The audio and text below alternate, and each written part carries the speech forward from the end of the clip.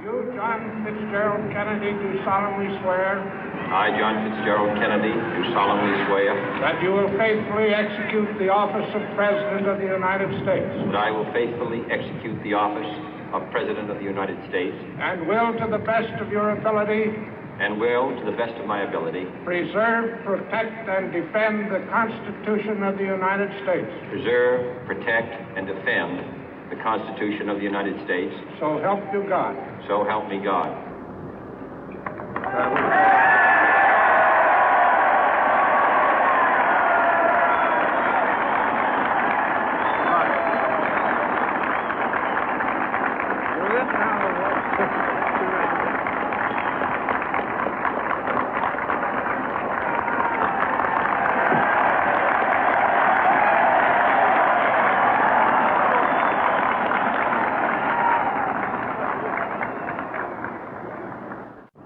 Vice President Johnson, Mr. Speaker, Mr. Chief Justice, President Eisenhower, Vice President Nixon, President Truman, Reverend clergy, fellow citizens. We observe today not a victory of party, but a celebration of freedom, symbolizing an end as well as a beginning, signifying renewal as well as change. For I have sworn before you and Almighty God the same solemn oath our forebears prescribed nearly a century and 3/4 ago. The world is very different now, for man holds in his mortal hands the power to abolish all forms of human poverty and all forms of human life. And yet the same revolutionary beliefs for which our forebears fought are still at issue around the globe. The belief that the rights of man come not from the generosity of the state, but from the hand of God. We dare not forget today that we are the heirs of that first revolution. Let the word go forth from this time and place to friend and foe alike that the torch has been passed to a new generation of Americans born in this century, tempered by war, disciplined by a hard and bitter peace, proud of our ancient heritage, and unwilling to witness or permit the slow undoing of those human rights to which this nation has always been committed and to which we are committed today at home and around the world.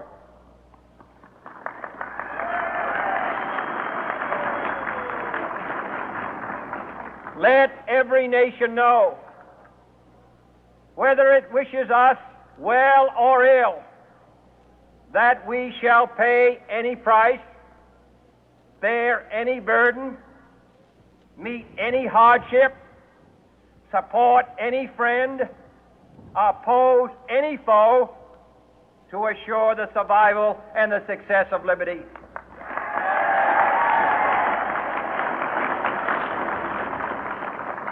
This much we pledge and more. To those old allies whose cultural and spiritual origins we share, we pledge the loyalty of faithful friends. United, there is little we cannot do in a host of cooperative ventures. Divided, there is little we can do, for we dare not meet a powerful challenge at odds and split asunder. To those new states whom we welcome to the ranks of the free, we pledge our word that one form of colonial control shall not have passed away, merely to be replaced by a far more iron tyranny. We shall not always expect to find them supporting our view, but we shall always hope to find them strongly supporting their own freedom, and to remember that in the past, those who foolishly sought power by riding the back of the tiger ended up inside.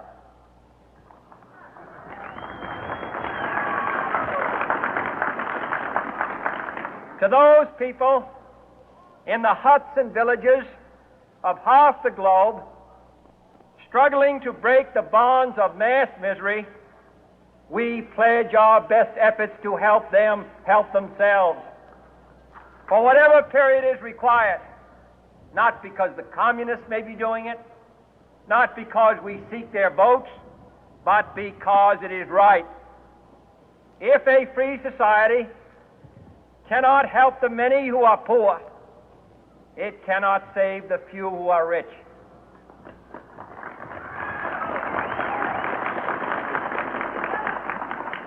To our sister republics south of our border, we offer a special pledge to convert our good words into good deeds, in a new alliance for progress, to assist free men and free governments in casting off the chains of poverty. But this peaceful revolution of hope cannot become the prey of hostile powers. Let all our neighbors know that we shall join with them to oppose aggression or subversion anywhere in the Americas. And let every other power know that this hemisphere intends to remain the master of its own house.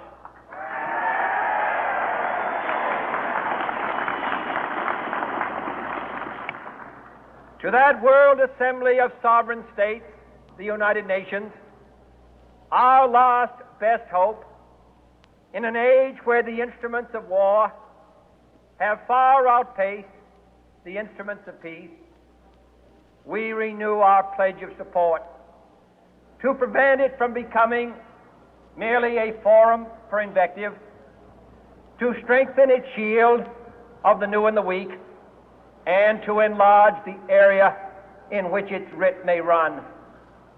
Finally, to those nations who would make themselves our adversary, we offer not a pledge, but a request that both sides begin anew the quest for peace. Before the dark powers of destruction, unleashed by science, engulf all humanity in planned or accidental self-destruction, we dare not tempt them with weakness, for only when our arms are sufficient beyond doubt can we be certain beyond doubt that they will never be employed. But neither can two great and powerful groups of nations take comfort from our present course, both sides overburdened by the cost of modern weapons, both rightly alarmed by the steady spread of the deadly atom, yet both racing to alter that uncertain balance of terror that stays the hand of mankind's final war. So let us begin anew, remembering on both sides that civility is not a sign of weakness, and sincerity is always subject to proof. Let us never negotiate out of fear, but let us never fear to negotiate.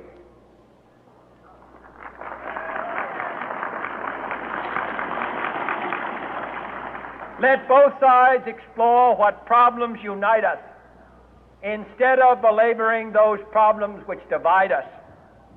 Let both sides, for the first time, formulate serious and precise proposals for the inspection and control of arms, and bring the absolute power to destroy other nations under the absolute control of all nations.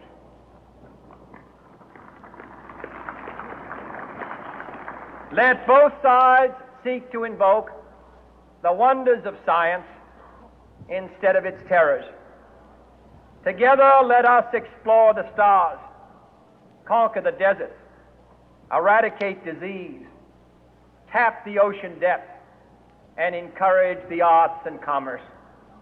Let both sides unite to heed in all corners of the earth the command of Isaiah to undo the heavy burden and let the oppressed go free. And if a beachhead of cooperation may push back the jungle of suspicion, let both sides join in creating a new endeavor, not a new balance of power, but a new world of law, where the strong are just and the weak secure and the peace preserved. All this will not be finished in the first 100 days, nor will it be finished in the first 1,000 days, nor in the life of this administration, nor even perhaps in our lifetime on this planet. But let us begin.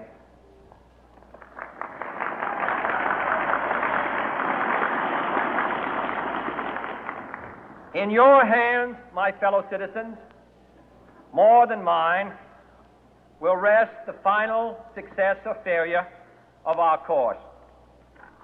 Since this country was founded, each generation of Americans has been summoned to give testimony to its national loyalty.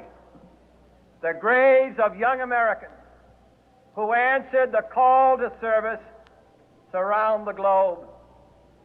Now the trumpet summons us again, not as a call to bear arms, though arms we need, not as a call to battle, though in battle we are, but a call to bear the burden of a long twilight struggle, year in and year out, rejoicing in hope, patient in tribulation, a struggle against the common enemies of man, tyranny, poverty, disease, and war itself.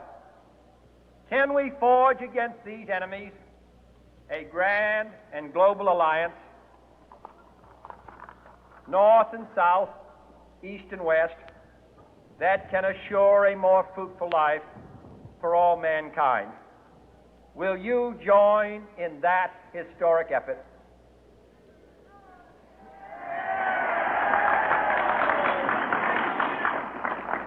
In the long history of the world, only a few generations have been granted the role of defending freedom in its hour of maximum danger.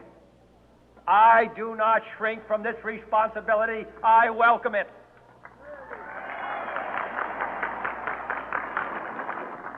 I do not believe that any of us would exchange places with any other people or any other generation. The energy, the faith, the devotion which we bring to this endeavor will light our country and all who serve it. And the glow from that fire can truly light the world. And so, my fellow Americans, ask not what your country can do for you, ask what you can do for your country.